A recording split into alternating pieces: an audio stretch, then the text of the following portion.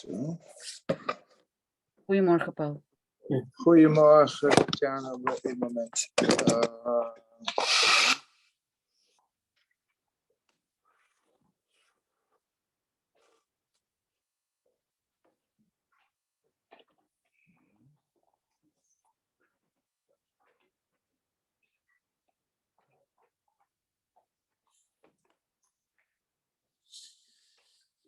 Okay, welcome.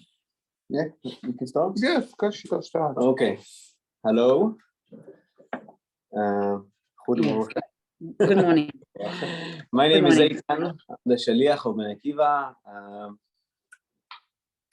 and we'll be talking today about the Mitsvat Yishuv EretzYisrael. We spoke about it last time, about the unique parts of the Mitsvat Yishuv EretzYisrael, but today I wanted to focus on something to do with Thursday, this coming Thursday, which is going to be Kafchet Be'iyar. Kafchet Be'iyar is the day that Jerusalem, the old city of Jerusalem, was released. It was Friday, I think so. Yeah, Friday, sorry. Friday, Thursday night. Thursday. Thursday night, Friday, sorry. Friday. It's Kafchet Be'iyar, the day that Jerusalem was released in the 6-day war.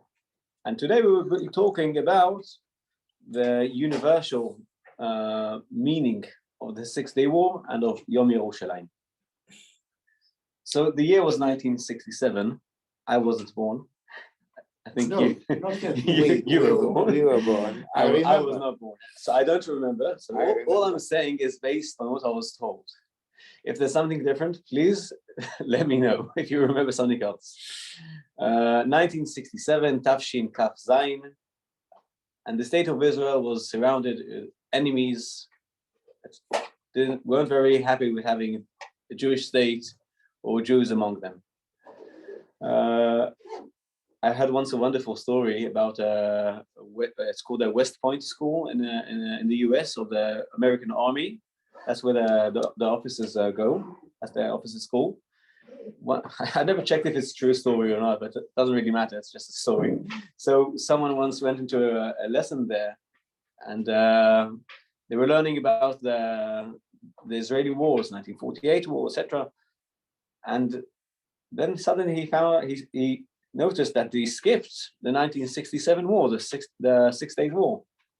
And he came up to the teacher and he told him, "How come you skipped about the 6-Day War?" So the teacher said, "Look, I can teach you many things. I can teach you what they did in 1948 and what they did in 1973, 1982. I can tell you all this.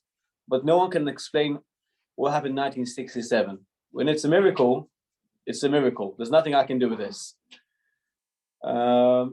In the 1967 war, 6 Days War, Israel actually occupied or released many areas such as the Golan Heights, Judah, Samaria. I live in Samaria. My house is in Samaria. Many large parts of Jerusalem, Gaza Strip, and also the Sinai. Now, from what I remember people saying is that everyone was sure it's going to be the end of the state. Like everyone was talking about Chas v'Shalom, second Holocaust, or Chorban Habayit HaShlishi, the third temple was going to be destroyed. It was a nice adventure a nice trip for 19 years, between 1948 and 1967. But it's the end of the party. There even was a joke in Hebrew. They said, "Ha'acharon sheyotzeh sheyechabe et ha'or." The last one who leaves should turn off the light. Switch off the light. We have also the same. Laat de deur dicht. Everyone is short to the end. Yes. And all of a sudden, a miracle. Just like the teacher in the West Point said, no one could even believe such a thing would happen. A bit before the war, something really special happened in Am Yisrael, and we had a Memshelet Achadut. The government was an Achadut government with left and right-wing parties sitting together in the government. That's a real miracle. Maybe even more than occupying Jerusalem. But maybe, it's not maybe, it's for sure. That's the reason why we had the Koach, once Am Yisrael unites, we have the strength, the power to release our lands. There's something very special that's unique to the 1967 war that's a bit different than the 1948 war. There's kind of a feeling that the 1948 war, well, I'll say it the other way. The establishing of the Jewish state was given to the Jewish people because of the anti-Semitism, especially in Europe, and especially after the Holocaust. Of course, they were talking about it way before the Holocaust. But once the Holocaust happened, you could not ignore anymore. So that was pretty obvious that the Jewish people should have a Jewish state. A home, yeah, a home. I would say maybe not a home, even a shelter, somewhere where they can go if they're in other war. Yeah, if there's chas v'shalom, B'ezrat Hashem, there will never ever be any war, not here, not anywhere else, not in Israel, not in Africa, nowhere else in the world. But if chas v'shalom, there's a war. The wars in 52 was Korea war, and a lot of people didn't go to Israel, go to South America. I know people to Venezuela and so. Yeah, also from Holland. And Australia. But people have the option today. Yes, you have the option. But you know that over there. Why they don't go to Israel? You say they went to South America. Yeah, that's exactly where Eichmann was caught, in South America, right? Yeah. So people insist making the wrong decisions. But okay, so at least they have a shelter. If they want to go, they have a home. That was 1948. 1967 is something else. What's 1967? It's Am Yisrael, or the people in Israel, decided they need to be active. It's not only the Goyim or the UN giving them permission to live in their land. It's doing something because they believe they should be active. And that's exactly what happened. The miracles happened because we started believing that it's possible. In the 6-Day War, Am Yisrael didn't only defend, it also attacks. Now, for Jews to attack, it's like, you can't say Jews and attack, because for 2,000 years or even more, Jews didn't attack. We're not used to it. We are used to be attacked. We're not used to attack ourselves. We're against violence in general. So why are we so proud of attacking? But sometimes it's needed, especially if someone's threatening your life. And for the first time, the Tzahal, the defense forces, did not only defend. We say in basketball, we say, "Hagana hatova beyoter hi atkafa." The best defense is offense. Without doing wrong things, without bad behavior, with the right moral values. But sometimes that's the need. And because we attacked, maybe the goal of this shiur, of this liud, that until this very day, the goyim are especially the Christians, are very, very angry on Am Yisrael, on the state of Israel, but on Am Yisrael in general, because we attacked. And that is not the Jews had only to defend in the past. Yeah, or be attacked and stay silent, one of the two, but definitely not attack themselves. It's a question of mentality. Yeah. Yeah. It's a question of mentality based on history of 2,000 years. Yes. Yeah, you're right. The Jew has to be, please don't kill me. Exactly. He needs to beg for his life. And suddenly, something else happened. And until this very day, when we hear people talking about my house in Samaria, where no one ever lived there before, in my village, in my Yishuv, no one ever lived there, I can promise you. Not like Tel Aviv, by the way, that many people, everyone knows there was an Arab village in Tel Aviv, and in Tanya, and Khaled, and Haifa, and Ashkelon, all those occupied Arab territories. And where Samaria, where I live, isn't occupied, but I'm not going to do politics. I'm just saying that the 6-Day War, suddenly something else happened. The Jews understood they need to stand, la'amod al nafsham, like we say in the Megillat Esther. They need to stand on their feet and fight back. That's already the story of Purim, yes? Yeah. Yeah. ההיסטוריה של פורים חוזרת לעצמו, כן? ממש. By the way, we had it over here. We learned here last time the story of Purim, and we said that was a main part of the story of Purim. That Lamod al Nafsham. That's interesting. I had a nice vault about we know the pasuk. Some of us know it as a song. Al har gavoha alilach mevaseret Tzion, harimi bakoach mevaseret Yerushalayim. So they say there's a remez al har gavoha. Har is Hey Be'iyar, Ali is Aliyah. The 48 is Hey Be'iyar, Ali, Lach Mevaseret Zion. Harimi Bakoach, Bakoach is Bekafchet. Harimi Bakoach, Kafchet Be'iyar, ירושלים, Mevaseret Yerushalayim. אני גאה בך. Sorry? אני גאה בך. בי? מה עשיתי? לא, מה שאתה אומר. תודה רבה. תודה רבה. עד מלחמת, until the war of ששת הימים, so the state of Israel was very narrow. You all know how it looks, yeah. West Battalion, the smallest was 14 kilometers to the sea. Yeah. Near Route 5, exactly what you said, yeah. So there's Route 5, just like you said. Route 5 takes you from North Tel Aviv or South Herzliya right to Tzomot Kesem, which is it's near Rosh Hain. That's about 14-15 kilometers. Yes, 40 kilometers. It's very narrow. West Battalion. Very narrow. I tell you many times, the biblical stories that definitely almost not happened there. They happened in the other areas like Judah and Samaria. I'm not saying that Chas v'Shalom, these are it's not part of our country, but it's just a certain part of our country. It's not a main part of our country. Shomron is, yes. Yes, of course. I'm saying that Tel Aviv it's a very important place, of course. Our history is less in that area. Yes. It's less over there. Okay, so going back to what I was saying is that it was a narrow country. We all know the stories of how the land of Israel looked.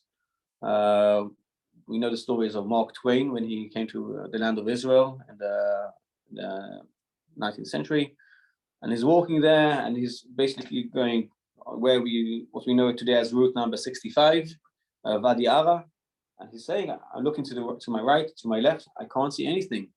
There's no trees here, no one living here. There's shmama, there's nothing, there's no life in this land. And the people of Israel started coming back and started planting trees, building houses, beautiful stories like the establishing of Petach Tikva by different rabbis like Rabbi Moshe Salomon and others. People decided that we need to have a country. And the minute that the people of Israel, after the 1967 war, way after Yoel Moshe Salomon and Petach Tikva, started going on the hills in Judah and Samaria, Jerusalem, that was maybe the most difficult thing for some or large part of the Christian world. And why?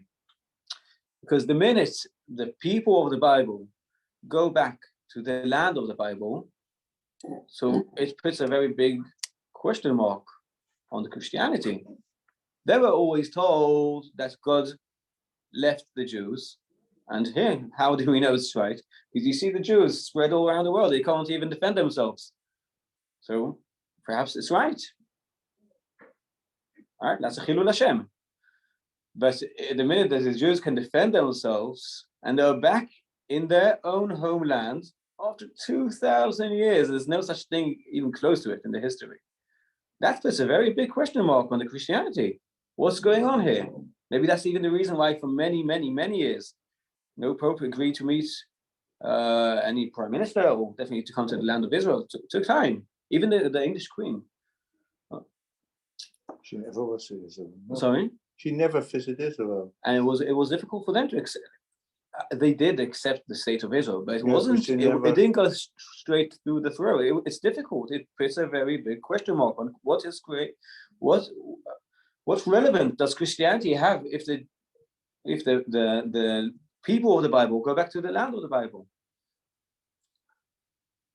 But because things happen gradually, and we didn't, I won't go into the whole story, but we did release Har HaBayit, and we didn't build a temple. That was a decision. The sentence that Moshe Dayan said, what do I need this Vatican?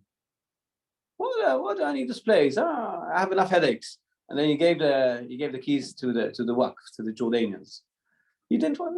He was pleased with what he had. Okay, a few more hills in Judah and Samaria and Jerusalem. Okay, Golan Heights, they're important. But why do I need this holy place? We'll talk about later on about. Perhaps it was a good idea. Perhaps today you can't do that, but he did so, and I think it's not so bad because we are not in a time to rebuild the base Mikdash. I think it is not in our power to do so. Now, definitely not. Once it was in our hands, it was much more. I agree with you. Today, it's much more difficult.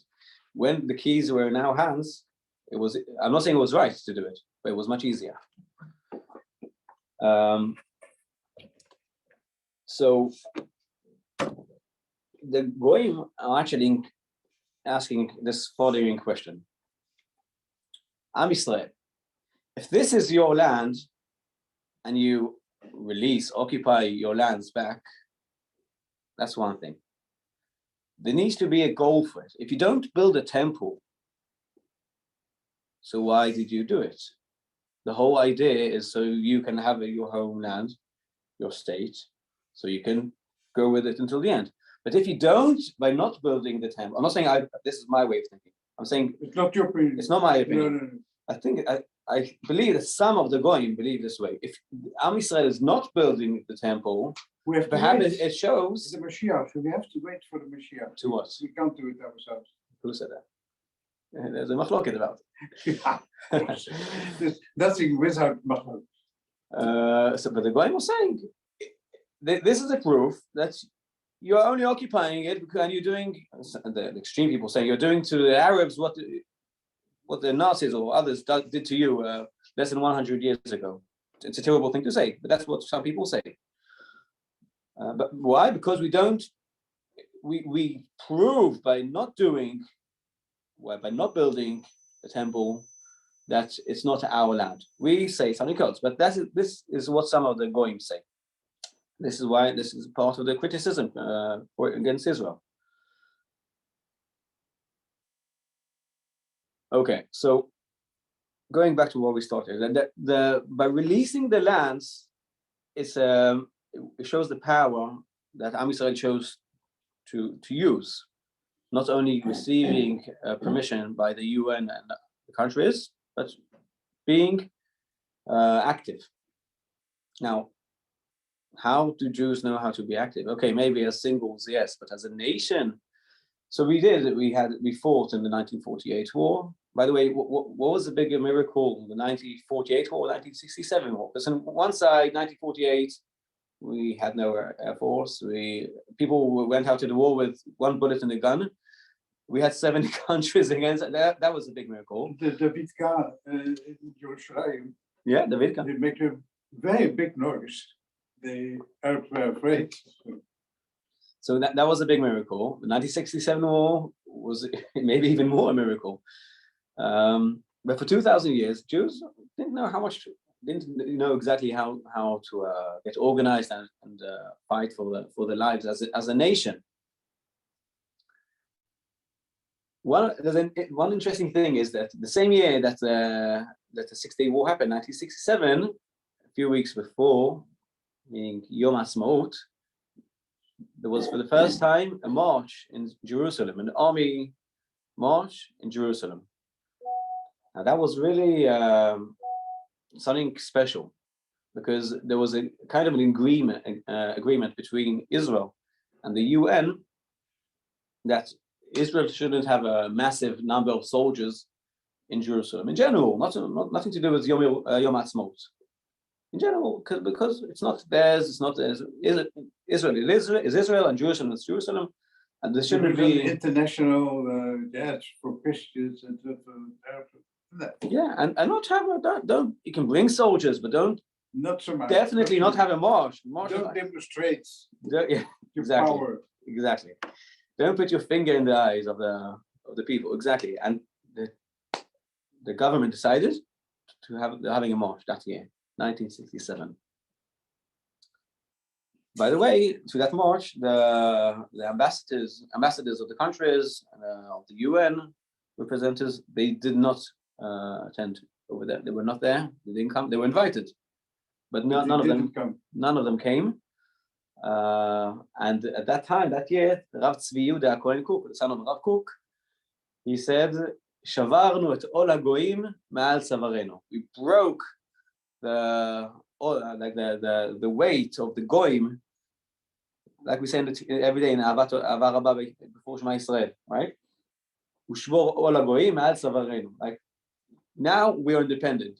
The fact that we can have an army march in Jerusalem, although the Goyim tell us not to do it, and we are doing it. This is the point that Hashem did lishbor et ol hagoyim ma'al tzavarenu this day. Not only he said that, the Rav Tzvi Yehuda, son of Rav Kook, he even he told his Talmidim in Yeshiva, close your books and go out to the streets. And why is that? Because this is what the Torah tells us to do. It says, ve'amarta kochi ve'otzem yadi asali et ha'chayil hazeh. It's a really strange thing to say, because when I was a kid, and I was born in an independent country, and I'm sure this is what many people said for many, many years, maybe 2,000 years, that kochi ve'otzem yadi is something very negative. It's not a good thing to say, look at my power, look how strong I am, and for that I won the war. Yeah, ve'amarta, but the Rav Tzvi Yehuda said, no, it's a good thing. Ve'amarta, you need to say it. Where did he learn this from? That you need to say, ve'amarta, you need to say, it's my strength, it's my power who made me so strong. Where do we need it? Where do we learn this from? So in Parashat Ekev, in Perek Chet, Pasuk Zayin, we read, Ki Hashem Elokecha meviacha el eretz tova. Hashem is bringing us to a good land. Ve'achalta, you should eat. Ve'savata, uverachta. You need to say the baracha. But the three of them go together. You need to lechol, you need to eat, you need to lisboa, eat enough, and you need to say the baracha in the end. If you say the baracha in the end, this is good. If you are only ve'achalta ve'savata without the baracha, that's not good. Yeah, how do we know that? Because it says afterwards, Hishamer lecha pen tishkach et Hashem Elokecha. Pen tochal vesavata, without uverachta. So if you are ochel and savea with levarech, if you're eating and then benching, that's good. If you're eating and not benching, that's not good. The same thing with amata belvavcha, kochi ve'otzim yadi asali et ha'chayil hazeh vezacharta et Hashem Elokecha. Yeah, so the vezacharta et Hashem Elokecha is like the uverachta. You need to say, it's we did it. We, the people, it didn't happen. The temple didn't just fall from the sky.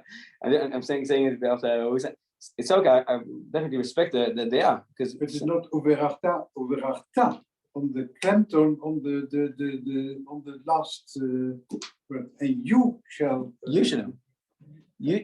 But you are the one to do it, and you are the one to bless Hashem. Yeah. Things don't just happen. Last time we waited for things to happen, the result was bad. We need to be independent, and that's why it's important that we say kochi ve'otzem yadi, and at the same time ve'zacharta et Hashem Elokecha. By the way, it's not a chidush of the Rav Tzvi Yehuda. many years before that, the Ran said it, writes it in his drashot, and also Rabbi Yitzchak Abarbanel, that we need, it's a mitzvah to say, yes, kochi, our strength, our power. We fought there. We were the one who the bullets were near our heads. It's us. It's our grandparents. And now it's our turn. And next in 20 years will probably be our children's turn. But it's us. But do never forget that all our power, all our strength comes from HaKadosh Baruch Hu. And he is the one to thank. And that's why the Rav Tzvi Yehuda sent his Talmidim, he told them to close the books and go out to the street and watch the march. Because sof, after 2,000 years, we broke the Ol HaGoyim me'al tzavarenu. And the Kochi ve'osem yadi is actually, for the first time, maybe happened in the 6 Days War, more than the 1948 war. Some people say, and there's something right, that you shouldn't be very proud in using power. Power.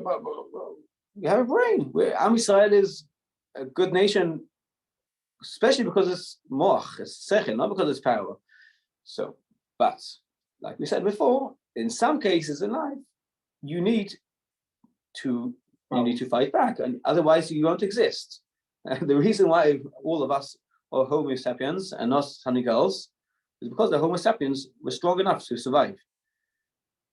All the rest, all the hundreds of millions of ways of life that were in this world do not exist, but the Homo sapiens do. Not because we think it's a good thing to be aggressive. No, it's wrong. We don't want to be like that. But sometimes we're put in such a situation that we have to react that way. There's a very interesting Rashi. It's the first Rashi in the Torah. I love this Rashi. I learned in Kfar Areh. Kfar Areh is a yeshiva established by Rav Neria. It's the first Bnei Akiva yeshiva. I'm very proud that I learned there. And over there we had this Rashi on the wall. On the way when we went up to the Bais Midrash, we had this Rashi in a very, very big way. You couldn't miss it. It's the Rashi Harishon b'Torah. So what's the first Rashi on the Torah? Reshit bara, we can just make it. Yeah. Bishvil Reshit Daka, Bishvil Reshit Tvorto. Because Bishvil just forest, Bishvil Am Yisrael and Bishvil Yisrael. You're right. That's Bereshit bara. 2 sentences before that, that's the Rashi. He says, אמר רבי יצחק, לא היה צריך להתחיל את התורה, אלא מהחודש הזה לכם. The Torah should have started not in Bereshit bara Elohim, but in Perek Yud-Bet, 12th chapter of Shemot. But if we miss this, the Bereshit, the Sefer Bereshit, then we can't say we can say we must have EretzYisrael because it is a promise of us by Kodesh Baruch Hu. But without Bereshit, you can't say that. Exactly. That's why you need the stories of the forefathers and mothers. Exactly. Amar Rabbi Yitzchak, we should have started the Torah from a Chodesh Zelechem. That's the first mitzvah. It's not the first mitzvah, but it's the first mitzvah in general. Because we know there's also mitzvot like Purah, but it's the first mitzvah that Am Yisrael got before they left Egypt. שהיא מצווה ראשונה שנצטוו בישראל. ומה טעם פתח בבראשית? So what's the reason that Torah started with Bereshit? Just like you said, משום, it says in the Bible, כוח מעשיו הגיד לעמו, לתת להם נחלת גויים. So the power of Hashem is the one that gives Am Yisrael, just like you said, the right to live in Eretz Yisrael. שאם יאמרו אומות העולם לישראל, if the goyim go and tell the Israelites, ליסטים אתם, you took this land without it being yours, you stole this land. This is the first Rashi, just to show how important it is. שכבשתם ארצות שבעה גויים, you are the one who occupied the land of the 7 goyim, the 7 nations. So the Israelites answer them back, הם אומרים להם, כל הארץ של הקדוש ברוך הוא, just like you said. הוא ברא, he created it. ונתנה לאשר ישר בעיניו, and he gave it to those who thought should be living there. ברצונו נתנה להם, when he wanted to give it to the going to the 7 nations, he gave it to them. וברצונו נטלה מהם, ונתנה לנו. And when he wanted it to stop being theirs, he took it from the 7 nations and gave it to Am Yisrael. That's the first Rashi on the Torah. So, after reading this, we need to ask. Niet gedroegen, ze didn't behave beheeft himself. De 7 volken, gedroegen zich niet goed, dus moesten ze weg. Israël kan dat niet hebben. האמת, נהגו לא יפה. מי? ככה הוא מסביר לך. The Shiva Amim, the 7 nations. Yeah. But also Am Israel behaved not fair. And then that's why it was thrown out. Geweld door Amor. Yeah. But actually, maybe Ik ben spijt van, maar dat kan hij doen. no. So now it's a sign that Am Israel is behaving, although it's sometimes hard to see. But we're probably doing something right. We have Tisha B'Av, and the whole day we are. Yes, we feel sorry for it. For the temple. Yeah, for instance. Yeah, but it's also it's a good question. It's talking about Tisha B'Av, but we won't go too much into it now. But Rav Goren, who was the chief rabbi also of the state of Israel, but also of the army, he said, you can't say about Yerushalayim, Shemama, like there's nothing in Jerusalem. You mustn't. We know there's a very basic thing in life, in the Torah, not to lie. How can you lie? How can you lie in your prayer? Sorry? The pasuk says, Al Har Zion sheshomem shualim ilchubo. Ja? Exactly. Op de berg Sinai was bewoonloos en de wolven liepen daar. Ja. When was the last time you saw a shual? Vossen liepen daar, ja. So it's definitely not a situation. Of course, we have lots to do. You just now said we need to build a temple. I think it's amazing. The Rabbanim, they were crying, and Rabbi Akiva was laughing. Was laughing because this is the Churban, okay, but now we will have the Mashiach. We have to wait too long, but never mind. Okay, so after reading the first Rashi, why does Rabbi Yitzchak think he knows where the Torah should begin? Where does this come from? I mean, where does the idea that Rabbi Yitzchak can understand, can know where the Torah should start? Where does he bring this thing from? Yeah, go. Yeah, it's okay. And maybe the answer is because Rabbi Yitzchak says, look, we need a land, like any nation needs a land, and Hashem needs to answer us, where does this right come from? And the right comes from this pasuk. I'm just trying to explain where does the idea that Rabbi Yitzchak thinks he knows better than anyone else where the Torah should start. I never said, I know, none of you ever said you think where the Torah should start it. But Rabbi Yitzchak says we should ask this question because there's so many things in the Jewish life are based on it. We need to answer it. By the way, one of the biggest mistakes I think that the Olam HaYeshivot, the world of Yeshivot, did is that go and try and find a Bible in the Beis Midrash. It's a very unpopular book, a Bible. The Talmud is, the Mishnah is, many books are, but the Bible, maybe you find one or two in the Beis Midrash. I'm not saying anything bad about Beit Midrash because they're very important, but unfortunately, if you want to find the Bible, you better go to a church. It'll be easier to find it there. More versions. Okay. הייתי אומר תנ"ך, בגלל שבייבל זה כבר נחשב גם כן עם הברית החדשה. Okay, Tanakh. I accept. Now let's ask a question about the limud of Rabbi Yitzchak. Rabbi Yitzchak tries to prove what he said with the pasuk koach ma'asav higid le'amo latet lahem nachalat goyim. It's very strange. What's a strange pasuk to say? The pasuk is actually proving that it's not our land, it's nachalat goyim. If I'm trying to prove something, why should I score own goals myself? I'm just helping the other side by saying it's nachalat goyim. Very, very strange thing to say. Very strange pasuk to use. Latet lahem nachalat goyim.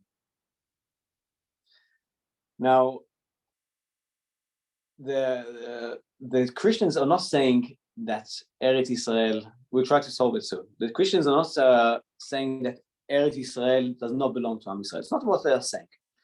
What they are saying, 1.5 billion people in the world who believe in the Torah, with other things they added later on. What they say is that we can live in the land, but we mustn't use power. Okay, we mustn't lishtamesh bekoach, mustn't use power, mustn't fight to get it, to live in the land. Who let us fight? Who gave us the heter to fight? We should have waited for Hashem to give us the permission to go and live in Eretz Yisrael, yeah? And only then go and live there. We hear these things sometimes in shuls, but if you want to know what it's based on, it's Christianity. Now, the Christian theology believes is that after Adam and Eve had their sin in Garden of Eden, actually, human beings have no rights in this world, meaning that if Hashem does anything good, it's not because we deserve it, it's because he decided, okay, this is time that although we don't deserve it, I will give it to you. That's the Christian theology. But in the Yahadut, it doesn't work that way. We believe that we can be active, we should be active, we are shutafim, we are partners of Hashem. We work 6 days a week to make the world a better place. Maybe, I'm not saying, but maybe this is the reason that we have so many Nobel Prizes in real things, not like peace. It's important, but I'm talking about physics and economy. Maybe that's the reason, because we see ourselves as partners of Hashem. We're not waiting to receive something out of the blue. We are active. And before the 6-day war, maybe if you remember the world, maybe the Christian theology of waiting for things to happen, maybe it was more, maybe it could be felt. But after the 6-day war, after Am Yisrael chose to be active, maybe things have changed. Maybe people respect more the Jewish people. Maybe. I think they do. There's a beautiful story. Huh? I don't think so. Okay. Yeah, generally, yes. Yes, listen, after the 6-day war, okay, 10 years, but not now anymore. Yeah, no, but jij rekent te veel met, sorry, in Duits, direct onze Hollandse omgeving. But listen, in the United States, the Christians there, I think they think about another way than here. Okay, that's right. Especially that's important. Here, no, Holland is not important at all. In fact. By the way, I really felt it, what you just said, when I'm not a big fan of Donald Trump, don't get me wrong. But when Trump was the president, I really felt what you just said. There was a very, very big number of hundreds of millions. No, sorry, of tens of millions of people in America who stood behind Donald Trump, not because he said just the truth that there was a person called Jesus, which we don't believe is not our Messiah, but he was a Jew, he lived in Israel, and that's why the Israelites should live in Israel. Very clear. Like, I don't like Trump at all. Yeah, but he did for Israel, and we're very good. This way, I think he's rather okay for Israel. There's a beautiful story about Golda Meir. Golda Meir was the prime minister of Israel. You know, she was before your time. Before my time, way before my time. Golda Meir, yes, I remember. We remember. She was I think she was smoking and smoking. But she said, I will not die young, because she was 80 already. But I said to Eli Bio, I said, well, ze zal niet jong sterven, zei ze. Ik zei, jawel, but the way in, how was she then? Er was arts. You know. You want to tell us something. So Golda Meir met the Paulus VI, the Pope. Yes. And when they met, he didn't understand her, she didn't understand him. What am I talking about? The first thing that the Pope told Golda Meir, that he's terrified, from the violence that the Israelis used by occupying Jerusalem and Judah and Samaria and the Golan Heights, etc. Like he was like, "Wow, how could you have done it?" Was shocked. It's terrible. He's a pope, right? Like we said before. In the Christian theology, you mustn't use power to occupy, even if it's yours. And this is exactly what Rashi is talking about. The first Rashi on the Torah. Now, Golda Meir was not religious. She was a Jew, a good Jew. She did some religious things, but she wasn't a very firm person, let's say. But she wasn't confused. She answered him right back. What do you mean? It's ours. That's it. The land is ours. Now, he didn't accept the answer, the Pope. Why? Because the fact that something is yours doesn't mean that you can use power to take it back. For example, if I have a bottle of water, I just bought it and you took it, according to Christian theology, I shouldn't take the bottle back and use violence. Yeah, that's the Christian theology. Now, it sounds ridiculous, but thank God it's not our religion, okay? We respect the religion. It's not our religion. Golda Meir says, it's ours. It's ours. Of course you fight back. What do you mean, don't fight back? Why shouldn't I? Give me one good reason why not to fight back. And this is why he didn't understand her and she didn't understand him.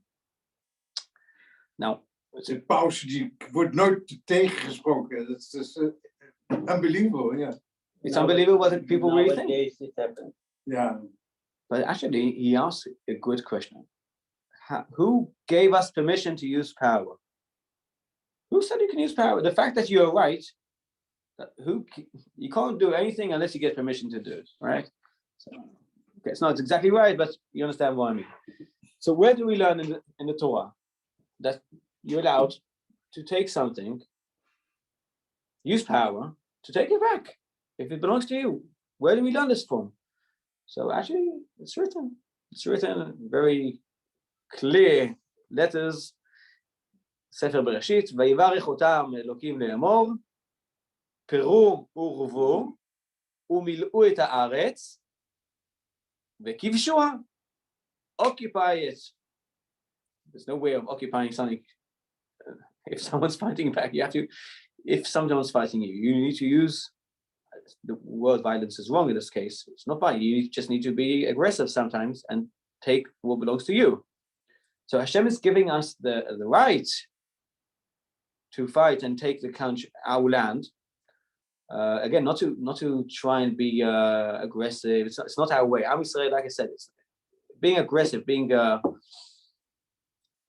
looking for bad damage is not our way. But sometimes in life, there are cases that we need to just be strong and understand we need to do the right thing. Meaning that things won't just happen. We need to lichbosh or kivshuha. You need to be active.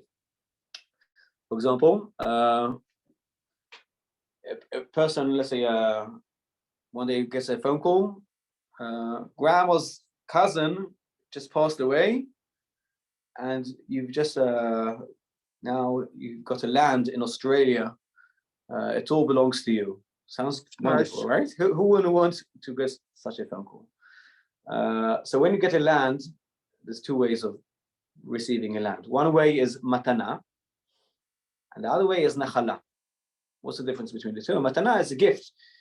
It's not mine until I do something active. That's the word matana. That's the meaning. You need to do a kinyan. You need to lift. You need to push. You need to build. You need to plant. Only once you did that, it's yours. That's matana. The other one is nachala. Nachala is you don't need to do anything. It just becomes yours.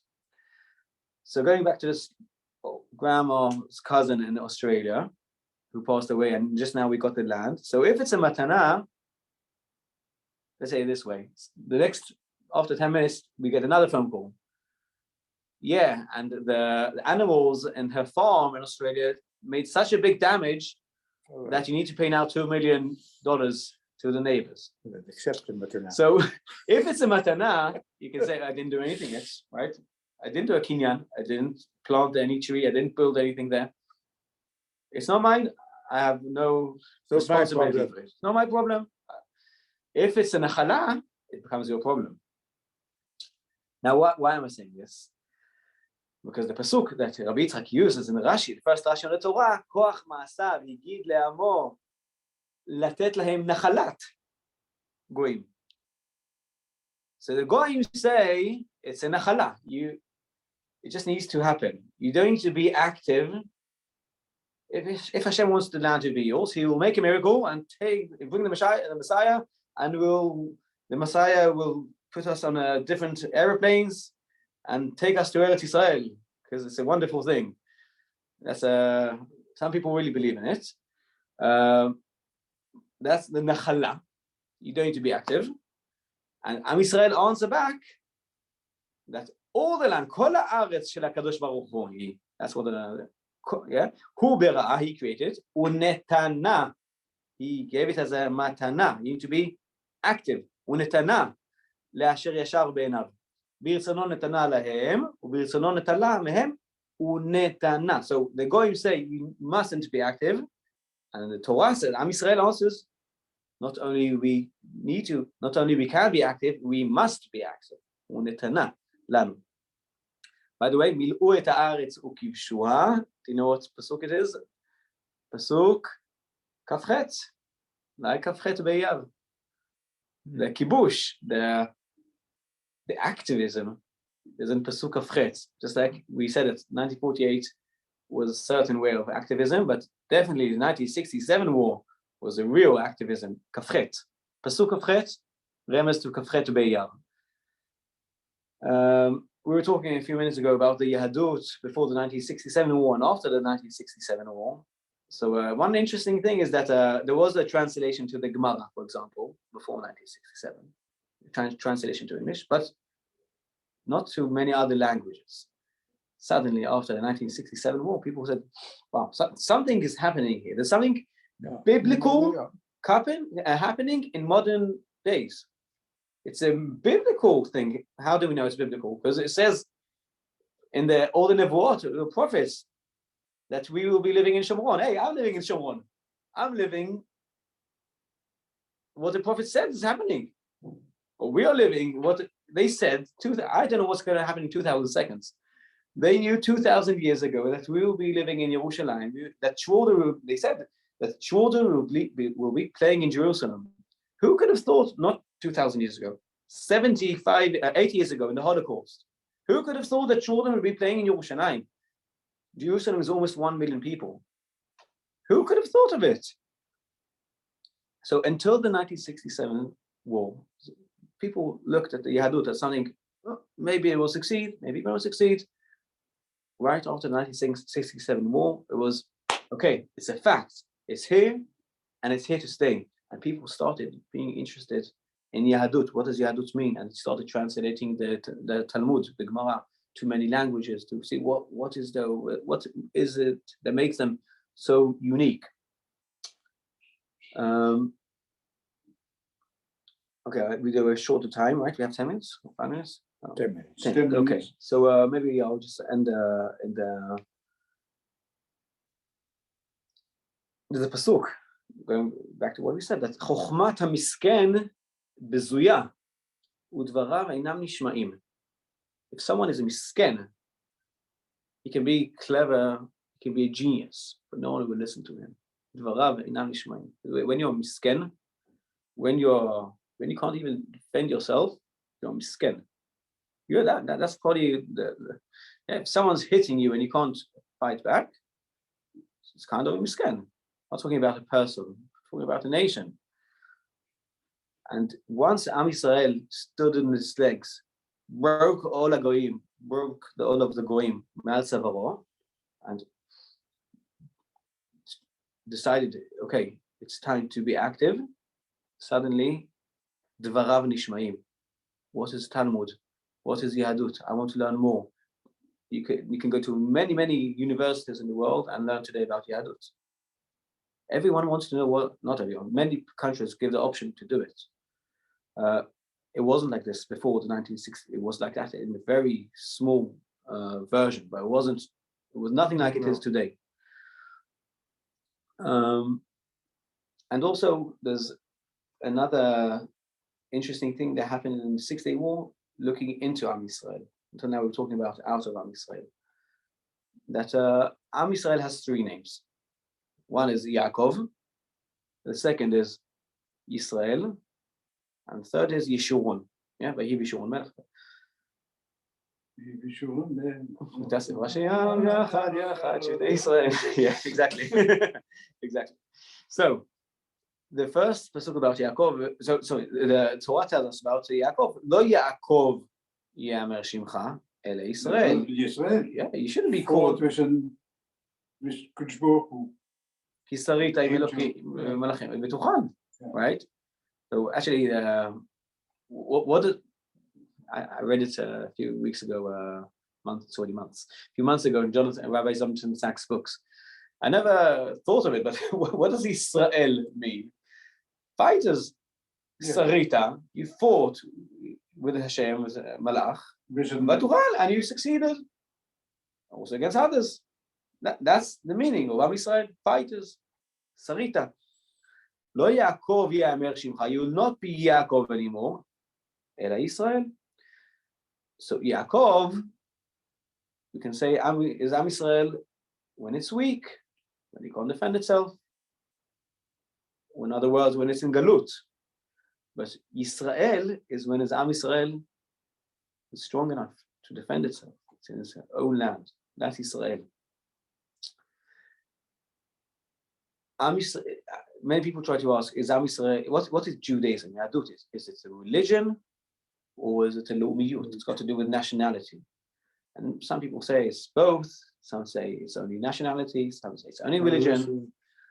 It still exists because it's a religion. So it exists because it was a religion, only a religion for 2,000 years. But actually, when Torah talks about Am Yisrael, it talks about nationality.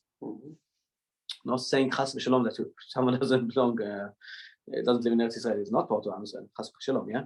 Just saying that the core of Am Yisrael is the land of Zion. That's you can't disconnect between the two. They're attached. So in the Galut, the religious, just like you said, the religious motive was very strong, and less the nationality. But Torah keeps us together. Exactly. The fact that this person in Utrecht or in Rotterdam had exactly the same feeling like the person in St. Petersburg, I think so. and just like the person in Uruguay. The size is The sizes were maybe a bit different, but it was basically the same feeling, right? It's the Torah which kept us together. But we mustn't forget that it started as a nationality, it developed as a religion, and today, maybe for the first time, or first time in 2,000 years at least, those two are uniting. They're coming together. Maybe that's also the reason why at the beginning of the Zionut, so many people who wanted to be Zionists had to leave the religion, because they said, okay, we are focusing now on the nationality and not on the religion. And also the opposite. If you wanted to show how much you're not a Zionist, so you became more and more frum. That's how it was in the past. Yes, the problem is Israel. In Israel? Yeah. Today? Today. I'm trying to say something else. I'm trying to say today is becoming more and more close, both of them. What they tell me is that the religions, the people who live Dati, grows and grows more and more, and they take the power. So the other part had a big problem with it. You are right, but why are you right? Because you're 100% right. Because the religious people are becoming more national. It's not that, and that's because they're becoming more national. So they're saying, okay, if we are part of the nation, so we also deserve. Why should only the Chiloni culture get money from the government? Why shouldn't our our culture receive enough. Just it's like money, just like them. You're right, because the religious people are feeling more national. So that's why we see what's happening. But in the past, you had to decide if you're either this or that. And today we see them getting close together. We see the Israel, okay, the Chiloniut, and the Yaakov joining into one thing. Just because we have 3 minutes. I'll just end with a story about a very famous Israeli author. I'm going to say his name. That said that that in the 1967 war, he understood something has changed. And why is that? Because in Israel, there were two types of people. There were people wearing black and people wearing green. And after the 1967 war, meaning the Haredi and the people going to the army. After the 1967 war, when he saw the people going to Judah and Samaria and Jerusalem, who were from with green on them, he said, something has changed here. And something has changed, just like you said, that people feel more and more religious and more strong in the nationality. Kafchet Be'iyar, I'll just end with this, always comes after Kaf Zayin Be'iyar, surprisingly.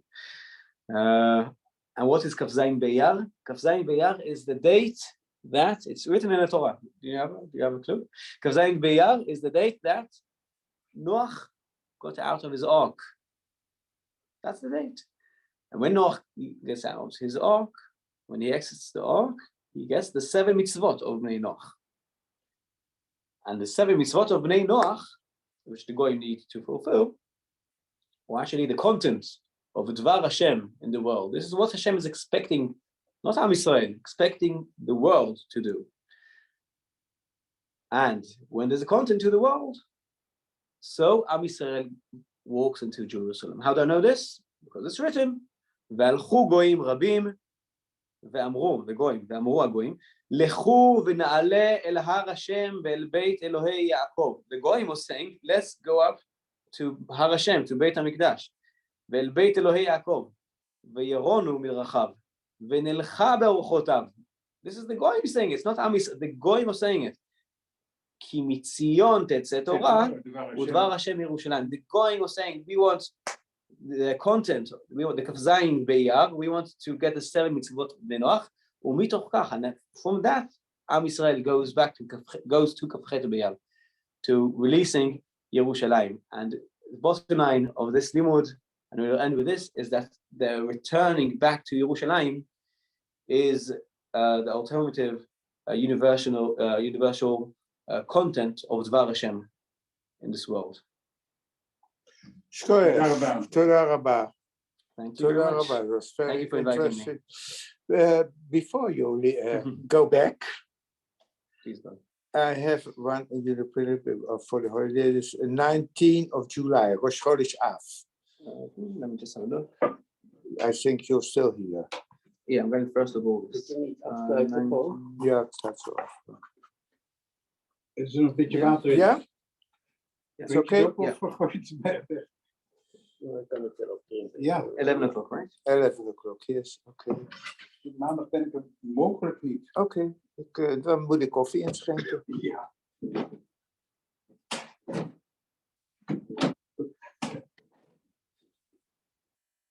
Oké, toda Rabba. Toda Rabba. Thank you very much. I see you later. Okay.